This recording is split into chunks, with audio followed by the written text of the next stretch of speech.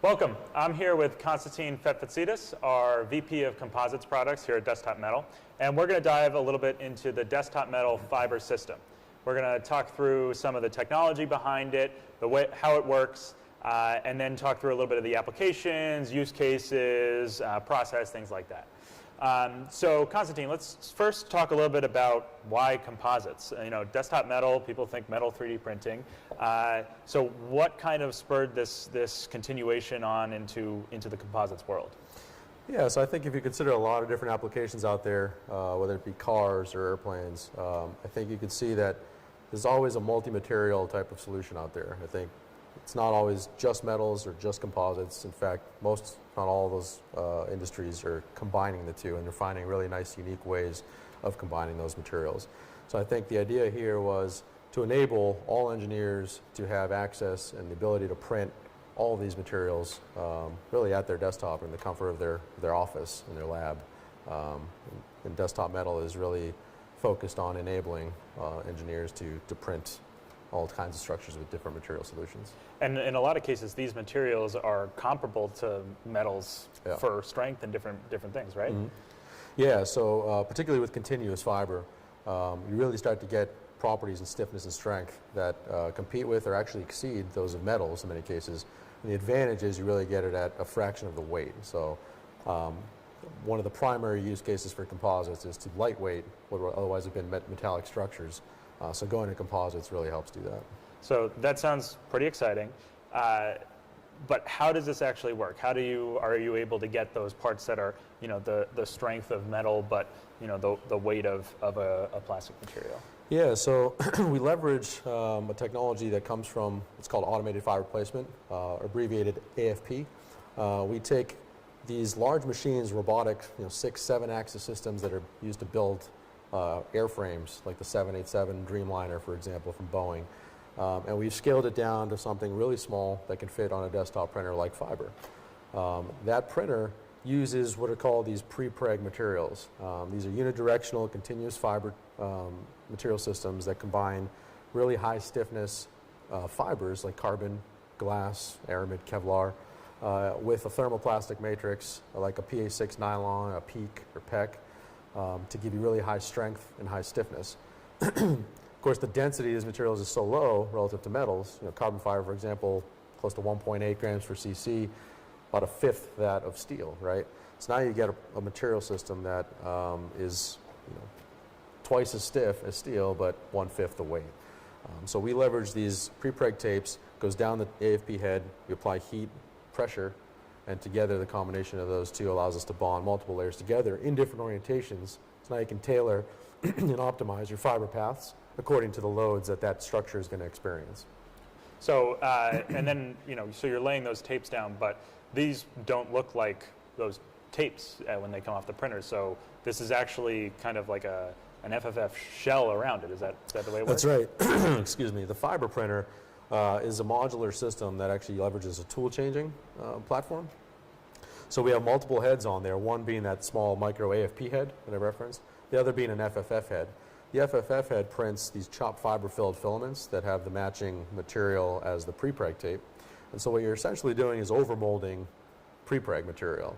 So you get the interior strength and stiffness provided by these pre-pregs, but on the outside you create your 3D features and your surface finish by overmolding with this FFF printed plastic that is done via that FFF head. And so a printer automatically changes back and forth as required, as programmed in the software to do that. So the user, once you hit print, it gives you an end-to-end solution that results in a finished part at the end of the day.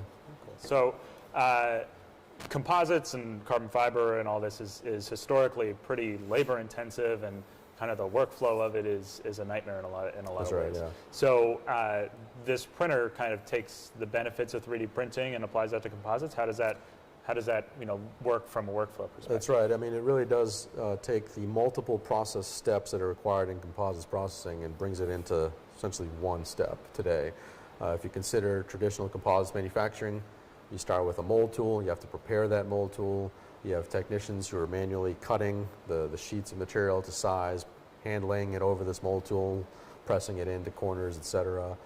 Or every 4 to 6 layers. You're vacuum bagging it to debulk and compact the layers together.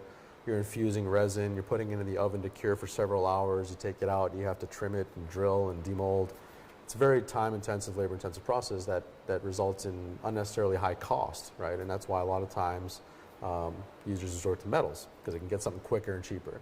Well, now you have a solution where you can use those same materials, these prepregs, that give you the properties you need, but you're doing it in one step. There's no tooling required. You're additively building this up, and you're creating a structure like this that doesn't require manual labor, doesn't require tool prep. It cures as it lays, so you don't need to put it in the oven or the autoclave, and you don't have to do any post-machining. The overmolding that the FFF head does enables you to get a net-shaped part. So you talked a little bit about the fiber tapes and being able to orient them different ways. Is that taken care of in the software? Do you have to use an external program to do that? How does that kind of work? Yeah, typically you'll go from CAD and then import that into a slicing software, and the slicer will tell you layer by layer, infill patterns and things like that in FFF. In our case, from your CAD model, you might take it to some finite element package where you'll do some analysis to look at the stresses and the strains and understand where you might want to orient your fiber paths. Once you've figured that out, you can put that into our slicer. Our slicer enables you, the user, to define within each layer and every subsequent layer, what orientations you want to put the fibers in, if any. Locally, if you might want fibers going in one direction in one region within the same layer, somewhere else you might want them going in a different orientation, you can do all that specification. It really allows for a lot of user definition, flexibility in design. So we've been talking a lot about this fiber tape. Can you talk a little bit about kind of where that comes from and what some of the benefits of the tape are and the properties that it gives you? Yeah, if you go back to how composites originally came to be, you had these dry fibrous sheets that users then had to manually infuse resin somehow, maybe even with a paintbrush. As you can imagine, you don't get a lot of uniformity in the distribution of the resin in that case. So manufacturers and materials got smarter over years and started to pre-impregnate their resins or their fibers with these resin systems. So now you get really good uniformity in thickness, uniformity in fiber content and resin content, and that made it really easy to process and get consistent properties from batch to batch. So we leveraged those same prepregs. We slit them down to 3 millimeter wide tapes that we then spool up and extrude with our AFP head. And these materials enable properties that exceed 100 gigapascal tensile stiffness and strengths that are over 1,000 megapascals. In the case of PA6, of course, as you work with PEEK and PEC, you get up to 2,000 megapascal tensile strength. So these are properties that are significantly higher than aluminum and steel, and as I mentioned earlier, at a fraction of the weight, which is really where the advantage comes. So you talked about the fibers, but those are impregnated with these thermoplastics. Right. So can you talk a little bit about the different thermoplastics that are currently offered on the fiber system, and why you might choose one of those with the certain fiber pairing? Sure. Yeah, PA6 is our base material, our most common one. It's a nylon polyamide 6 that we offer with a carbon fiber and with a glass fiber reinforcement. PA6 is a really good all-around thermoplastic. It's tough, abrasion resistant. It's going to be lightweight, good mechanical properties, even pretty good chemical resistance as well. So for a lot of applications, maybe manufacturing tools, jigs and fixtures where you're just trying to lightweight something or create a custom geometry, a one-off, so to speak. It really allows really simple manufacturing and quick manufacturing that might otherwise be more expensive with aluminum. The PEEK and PEC are two other thermoplastics that we offer with fiber right now. Those are intended for more extreme environments, high temperature, think maybe more aerospace, small satellite structures, maybe where you need ESD as well, compliant materials, more chemically resistant in certain cases. That's really where you'd want to use those. And then of course in the fibers, carbon fiber is great, but in some cases you maybe want something more insulative, maybe more corrosion resistant, or maybe just lower cost. And the cheapest material option is going to be a glass fiber that you can pair with a PA6. So with all the materials that we offer, we feel like we have a really good variety that touches upon really all the applications an engineer might want. And of course, we got a bunch more that we can always release down the road as well. We're working on. So we talked a little bit about peak printing. So historically, I think that's been something that has required a heated chamber. A lot of solutions have used heated chambers. The fiber printer doesn't have that. That's so right. Can you talk a little bit about how you were able to overcome some of those challenges and what the resulting parts look like? Sure. So in the limited number of peak printers that exist today, a lot of them do heat the chamber, and the reason there is to try to minimize the delta, or the difference in the temperature between ambient environment around it and the local print temperature. Because that leads to, the greater that delta, the more residual stresses that lead to warping.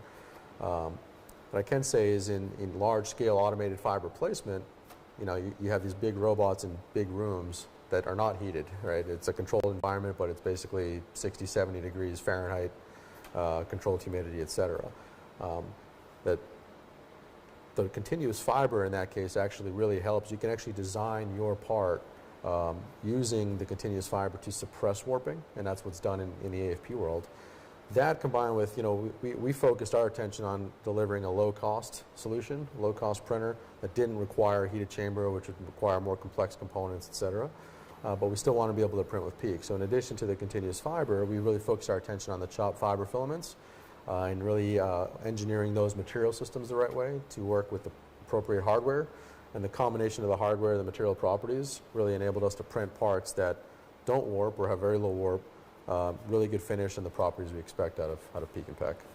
Great. So now moving on to applications. Obviously, there's a bunch of different stuff in front of us here, but what are you kind of seeing generally as the early customers or early applications for the product? Are there any trends you're seeing in use case or in industry or things like that? Yeah, I think the lowest hanging fruit has been in the machine shops or manufacturing environments. A lot of robotic end effectors. These robots have limited load capacities, so the more mass you can take out of that end effector, but still have the necessary stiffness and strength to carry a heavy object, is important, and that's where some carbon fiber structures really come in handy. Low volume, more custom components like manufacturing, holding fixtures, soft jaws, things like that you may only need for use 2 or a handful of times. The nice thing about these is they're recyclable as well, so if you're done using them, never need them again, you can always recycle. And then of course there's end use components we've seen with automotive, aerospace, some drone parts, some RC car chassis, and then on sports cars as well, with heat shields, for example, and more extreme temperature environments. Peak and pec have become useful materials in those applications as well. So now on to the thing that everybody's looking for. So there's 2 models of the fiber printer. Can you talk a little bit about the difference between those 2 models, and then kind of what they're running and how they're sold? Yeah, the 2 models are Fiber LT and Fiber HT. Fiber LT stands for low temperature, meaning that we're able to process our lowest temperature materials here, which are PA6 in this case, with the carbon and the glass fiber. That starts at $34.95, $3,495 US dollars per year, and that's a 3-year subscription service. Think of it as like a car lease. You get the printer with that over the 3-year period. You get automatic upgrades, maintenance, service, upgrades to software, firmware. So you're never left with outdated technology, essentially. Same is true for Fiber HT, which stands for high temp. That also processes our nylon materials, but also enables processing of the peak and pec materials with our carbon fiber. That comes at $5,495 per year over a 3-year period as well.